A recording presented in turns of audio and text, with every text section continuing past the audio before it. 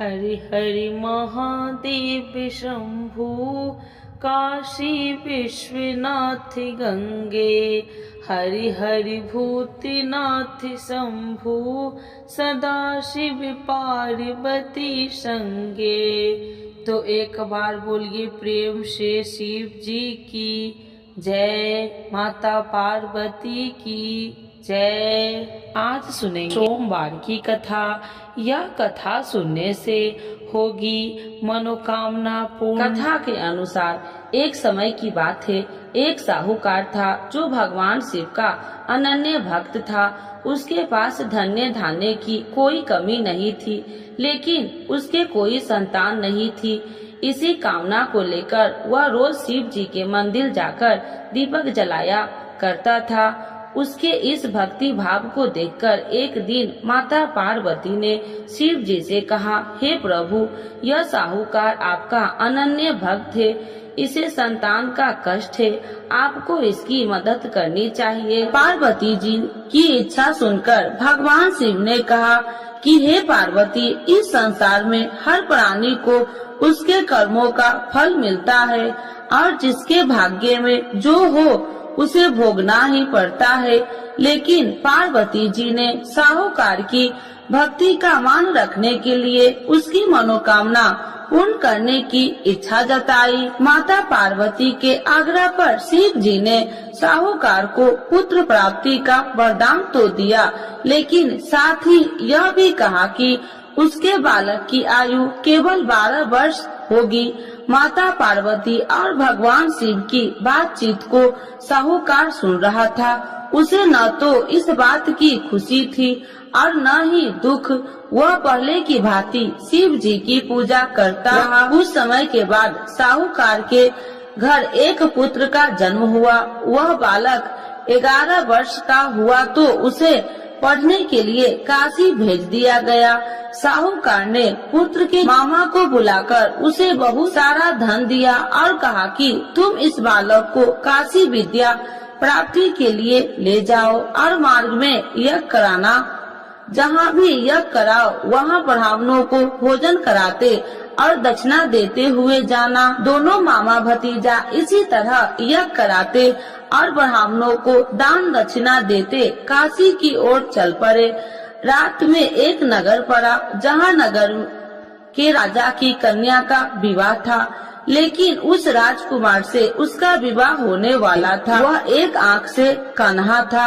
राजकुमार के पिता ने अपने पुत्र के कन्हा होने की बात को छुपाने के लिए एक चाल सोची। साहूकार के पुत्र को देखकर उसके मन में एक विचार आया। उसने सोचा क्यों न इस बालक को दूल्हा बनाकर राजकुमारी से विवाह करा दूं। विवाह के बाद इसको धन देकर विदा कर दूंगा और राजकुमारी को अपने घर जाऊंगा। लड़के को दूल्हे के वस्त्र पहनाकर राजकुमारी से विवाह कर दिया। लेकिन साहूकार का पुत्र ईमानदार था। उसे यह बात अन्याय संगत नहीं लगी। उसने अवसर पाकर राजकुमारी की चुनरी के पल्ले पर लिखा कि तुम्हारा विवाह तो मेरे साथ हुआ है, लेकिन जिस राजकुमार के संग तुम्हें भेजा जाएगा वह एक आंख से कन्हा है। मैं तो काशी पढ़ने जा रहा हूँ। जब राजकुमारी ने चुनरी पर लिखी बातें पढ़ी तो उसने अपने माता पिता को यह बात बताई। राजा ने अपनी पुत्री को विदा नहीं किया, जिससे बारात वापस चली गई। दूसरी ओर साहूकार का लड़का और उसका मामा काशी पहुँचे और वहाँ जाकर उन्होंने यज्ञ किया। जिस दिन लड़के की आयु 12 साल की हुई उसी दिन यज्ञ रखा गया। लड़के ने अपने मामा से कहा कि मेरी तबीयत कुछ ठीक नहीं है। मामा ने कहा तू अंदर जाकर सो जाओ। शिव जी के वरदान अनुसार कुछ ही देर में उस लड़के के प्राण निकल गए। मृत भांजे को देख उसके मामा ने विलाप शुरू किया। संयोगवश उसी समय शिव जी और माता पार्वती उधर से जा रहे थे। पार्वती भगवान से कहा, स्वामी मुझे इसके रोने के स्वर सहन नहीं हो रहा। आप इस व्यक्ति के कष्ट को अवश्य दूर करें। जब शिव जी मृत बालक के समीप गए तो वह बोले कि यह उसी साहूकार का पुत्र है जिसे मैंने 12 वर्ष की आयु का वरदान दिया था। अब इसकी आयु पूरी हो चुकी है। लेकिन मातृभाव से विभोर माता पार्वती ने कहा कि हे महादेव, आप इस बालक को और आयु देने की कृपा करें, अन्यथा इसके वियोग से इसके माता पिता भी तड़प तड़प कर मर जाएंगे। माता पार्वती के आग्रह पर भगवान शिव ने उस लड़के को जीवित होने का वरदान दिया। शिव जी की कृपा से वह लड़का जीवित हो गया। शिक्षा समाप्त करके लड़का मामा के साथ अपने नगर की ओर चल दिया। दोनों चलते हुए उसी नगर में पहुंचा जहां उसका विवाह हुआ था। उस नगर में भी उन्होंने यज्ञ का आयोजन किया। उस लड़के के ससुर ने उसे पहचान लिया और महल में ले जाकर उसकी खातिरदारी की और अपनी पुत्री को विदा किया। इधर साहूकार और उसकी पत्नी भूखे प्यासे रहकर बेटे की प्रतीक्षा कर रहे थे। उन्होंने प्रण कर रखा था कि यदि उन्हें अपने बेटे की मृत्यु का समाचार मिला तो वह भी प्राण त्याग देंगे, परंतु अपने बेटे की जीवित होने का समाचार पाकर वह बेहद प्रसन्न हुई। उसी रात भगवान शिव ने व्यापारी के स्वप्न में आकर कहा, हे श्रेष्ठ, मैंने तेरे सोमवार के व्रत करने और व्रत कथा सुनने से प्रसन्न होकर तेरे पुत्र की लंबी आयु प्रदान की है। इसी प्रकार जो कोई सोमवार व्रत करता है या कथा सुनता है और पढ़ता है, उसके सभी दुख दूर होते हैं और समस्त मनोकामनाएं पूर्ण होते हैं। तो एक बार बोलिए प्रेम से शिव जी की जय, माता पार्वती की जय। आरती शिव जी की।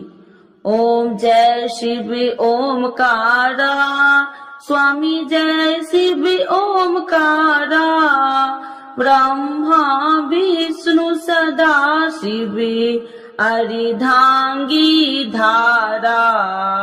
ओम जय शिव ओमकारा, एकानन चतुरानन पंचानन राजे, स्वामी पंचानन राजे, हंसासन गरुड़ासन विश्वाहन साजे।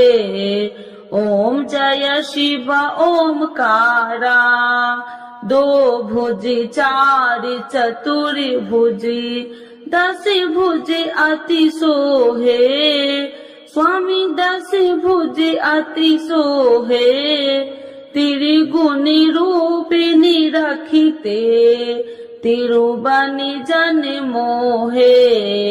ओम जय शिव ओमकारा, अच्छी माला बनि माला, मुंडी माला धारी, स्वामी मुंडी माला धारी, तिरुपुरारी कंसारी, करी माला धारी। ओम जय शिव ओमकारा, श्वेतांबर पीतांबर बाघांबर अंगे, स्वामी बाघांबर अंगे, सनिकादिकी गरुणादिकी भूतादिकी संगे। ओम जय शिव ओमकारा, करके मध्य कमंडल चक्र त्रिशूलधारी, स्वामी चक्र त्रिशूलधारी, सुखकारी दुखिहारी, जगे पालनकारी। ओम जय शिव ओमकारा, ब्रह्मा विष्णु सदा शिव जानति अविवेका, स्वामी जानति अविवेका, मधु कैटभ दो मारे, सुर भयहीन करे। ओम जय शिव ओमकारा, लक्ष्मी व सावित्री पार्वती संगा, स्वामी पार्वती संगा, पार्वती अर्धंगी, शिव लहरी गंगा। ओम जय शिव ओमकारा, पार्वती सोहे पार्वती शंकर कैलासा, स्वामी शंकर कैलासा। भांग धतूर का भोजन भस्मी में बसा। ओम जय शिव ओमकारा, जटा में गंगा बहती है, गले मुंडन माला, स्वामी गले मुंडन माला। शेष नाग लिपटावती, ओढ़त मृग छाला। ओम जय शिव ओमकारा, काशी में विराजे विश्वनाथी नंदी ब्रह्मचारी, स्वामी नंदी ब्रह्मचारी। नित्य उठी दर्शन पावती, महिमा अति भारी। ओम जय शिव ओमकारा, त्रिगुण स्वामी जी की आरती जो कोई नर गावे, स्वामी जो कोई नर गावे। कहत शिवानंद स्वामी, मन वांछित फल पावे। ओम जय शिव ओमकारा, प्रभु हर शिव ओमकारा। शिव जी की जय, माता पार्वती की जय।